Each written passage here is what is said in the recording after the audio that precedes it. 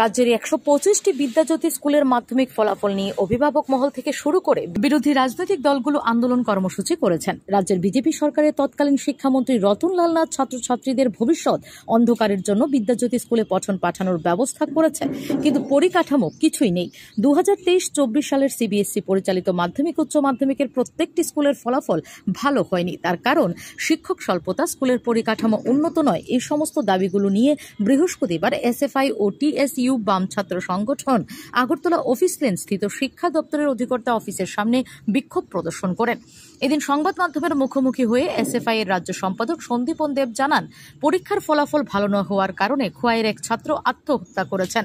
এই আত্মহত্যার দায় রাজ্য সরকারের পাশাপাশি মাধ্যমিক পরীক্ষায় যারা পাশ করেছেন তাদেরকে একাদশ শ্রেণীতে ওই বিদ্যালয়ের পড়াশোনার সুযোগ করে দেওয়ার দাবি রাখেন শিক্ষা দপ্তর।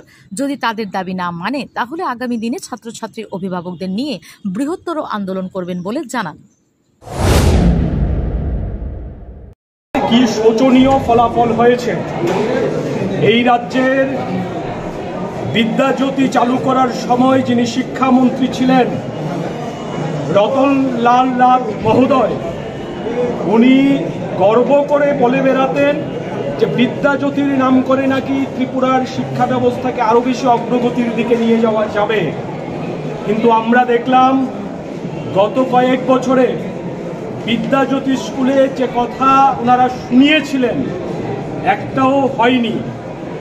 পরিকাঠামোর অভাবে রাজ্যের প্রথম সারিতে থাকা স্কুলগুলি আজকে ধুঁকছে। শিক্ষক নেই, বিভিন্ন ধরনের